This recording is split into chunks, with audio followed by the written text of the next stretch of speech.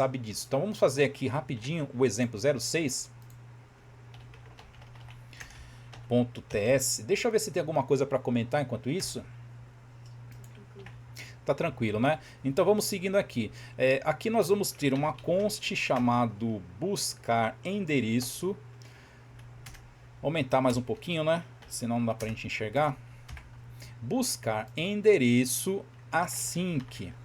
Então vamos ter aqui async é NC, tá? Não é abinc não, é async. Async, e nós vamos ter aqui a função assíncrona, certo? Nós vamos ter aqui o CEP, né?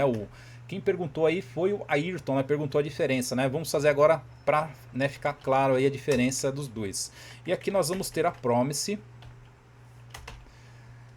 Vamos colocar aqui a promise, que vai ser ali void, e depois aqui vai ter ali a nossa função, né? Certo? Então vai ser assim, né? O que a gente tiver aqui, né? O retorno ali não vai ser só void, vai ser uma promise, né? Essa promise ela vai estar pendente, resolvida ou rejeitada. A gente vai fazer alguns testes aqui depois. Hoje nessa parte, né? A gente vai utilizar o async await. Vamos ver depois como é que fica, né? Se a gente esquece de colocar ali, por exemplo, o await, né? Por isso que a gente está utilizando aqui a promise. Vamos ter uma estrutura do try catch, certo? Na estrutura do try catch a gente consegue trabalhar com uma certa segurança, porque se tiver algum erro, tá? Se tiver algum erro, você consegue capturar nessa parte aqui do catch, tá? Aí você consegue saber o que aconteceu. Se você fizer, por exemplo, você está construindo CRUD com um banco de dados, uma API e tudo mais, você não fez ali o try catch, se funcionar, você não dá a mínima para o try catch, não fez nem falta, não faz nem diferença. Agora, se tiver algum erro, aí o try catch vai fazer uma diferença enorme, tá? Aí você vai perceber que você poderia ter administrado, né, uma situação que pode ser que dê erro, certo? Aqui no try catch nós temos, né, aqui uma linguagem tipada, nós podemos colocar aqui o tipo de dado que vai aparecer do erro. Como não sabemos, né, o tipo de dado que vai apresentar para a gente, nesse caso, exclusivamente nesse caso, você vai colocar ali o N, certo? Quando a gente trabalha com TypeScript, linguagem tipada, a gente tem que fazer, né, os tipos de dados, que nem aqui, ó, vai ser uma promise, né, o CEP aqui vai ser uma string, né, você não vai colocar aqui, ó, N, ele vai aceitar, vai abraçar, mas não é assim que a gente trabalha numa linguagem tipada. Você tem que colocar ali o tipo de dado que vai apresentar, que você vai trabalhar. Como aqui o erro pode ser números, né, a gente não sabe o que vai acontecer, aí você coloca ali o N, certo? Nesse caso aqui. Então vamos ter ali o console.error. Aqui vamos colocar ocorreu um erro, dois pontinhos, e depois a vírgula fora daí da aspas, né? Já viu isso daí, né? Aprendemos na marra hoje, né? E aqui eu coloquei error, então é error.message, tá? Se quiser abreviar, coloca só o ir, né? Ou coloca sem o R aqui também, tá? O que você colocar aqui, você tem que colocar aqui, tá? Senão ele vai acusar. Vocês viram que fica reclamando, né? Então coloca ali o erro, vai ser do tipo N, e depois você apresenta aí essa mensagem que a gente não sabe o que pode acontecer, né? Então por isso que a gente coloca ali o N, certo? Vou fechar aqui embaixo, né? A parte do catch é a parte mais simples, a parte mais fácil, então a gente já faz aqui na sequência, primeiro, né? Depois faz a sequência do try. No try catch nós temos aqui também a palavrinha finally. Você consegue utilizar, né, o finally também para apresentar uma outra informação. Por exemplo, eu fiz ali a conexão com o banco de dados, né? Quem perguntou do banco de dados aí foi, acho que o Luiz Pereira perguntou do banco de dados. Então aqui nós podemos fazer, né, utilizando ali, por exemplo, um pool, né, fazendo a conexão com um pool. Aí você abre a conexão, faz ali a sua query, manda lá a informação, busca informação e depois você faz o fechamento aqui embaixo, né? Você consegue fazer o fechamento aqui na parte do finally depois que aconteceu tudo isso daí, tá? Mas o finally é opcional, você coloca se você quiser. Se você não quiser, não precisa colocar. Eu vou tirar o finally para não ficar muita coisa aqui, mas fica a dica aí para vocês. Depois dá uma estudada quanto ao finally. Tem alguma coisa para a gente comentar? Sim. Boa tarde, irmão. Recomendo a faculdade de engenharia de software. Tenho inglês fluente e gosto de lógica. Pessoal, é uma boa faculdade, tá? A engenharia de software é uma boa porque está, né, crescendo cada vez mais aí a questão da inteligência artificial, né, o machine learning, big data, todas essas tecnologias aí mais recentes, você vai ter ali, né, numa graduação, né, de engenharia, né? Então você vai aprender a trabalhar com todas essas tecnologias aí. Agora, desenvolvimento de sistemas, um curso mais curto, né, 3 anos e meio, 4 anos, você aprende também a programar, sai de lá programador, mas também não é muito aprofundado quanto a engenharia, tá? Engenharia é bem indicado também, tá? Estão perguntando se tem como dá para criar um aplicativo simples parecido com o TikTok, com live. Você consegue criar, tá? Mas vai envolver várias tecnologias. Vai envolver várias tecnologias. O caso aqui do Node.js já não vai ser possível, tá? Tem coisas que a linguagem você consegue trabalhar com a linguagem de programação, tá? É por isso que a gente tem várias linguagens de programação. Cada uma serve para um propósito diferente, tá? Cada uma serve para uma coisa distinta, né? Aqui no caso do JavaScript, do TypeScript, vai ser mais ali para o PW, né? Programação web. Aí você vai montar ali uma aplicação desse tamanho aí, né? Tipo, né, uma plataforma, aí você vai precisar de outros recursos, vai envolver até, né, Python, Java, essas outras linguagens aí de programação, tá? Vamos aqui então, né? Aí tem que dar uma pesquisada, tá? Qual linguagem para trabalhar, né? Para desenvolver, né, uma aplicação dessa daí, tá? Aí de cabeça não dá para saber qual que fica melhor, mais adequada, tá? Vamos seguindo aqui.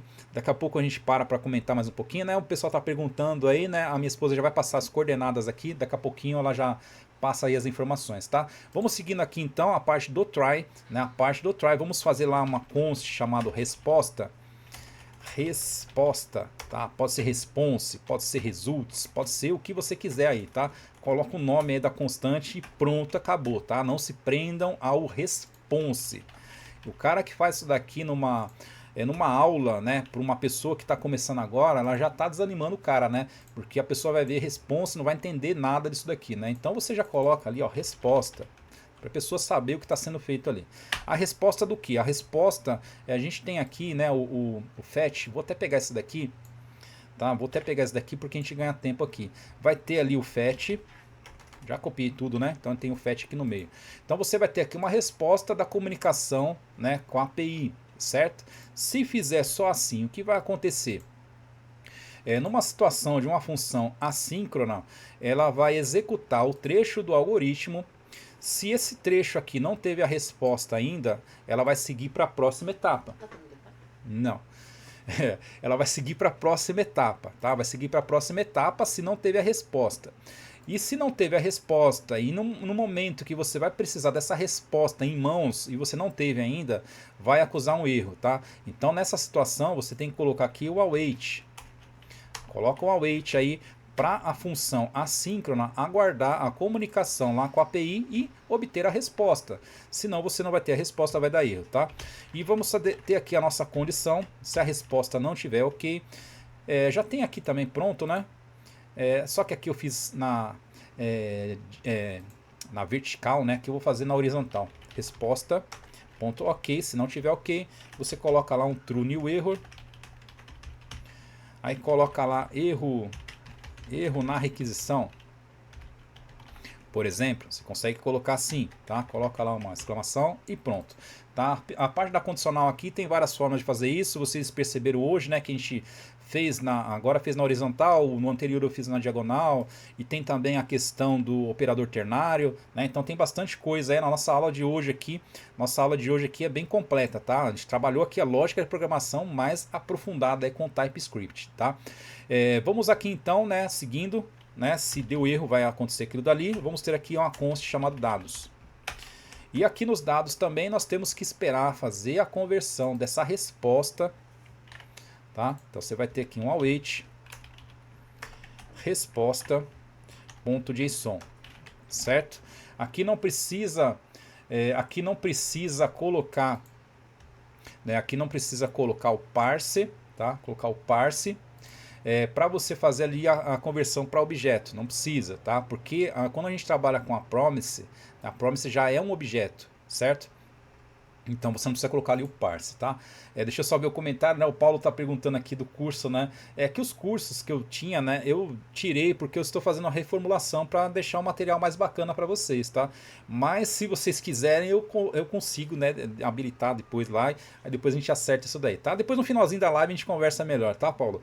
Vamos só seguindo aqui, já tá partindo pro final e a gente já, daqui a pouquinho a gente conversa aí direitinho, tá?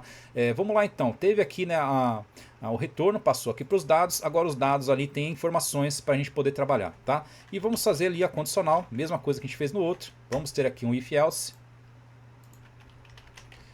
Essa parte aqui nós vamos colocar ali o dados.erro, se tiver algum erro, né? A gente viu ali que tem o erro de CEP não encontrado, aí você tem aqui então, pegar lá o CEP não encontrado, tá?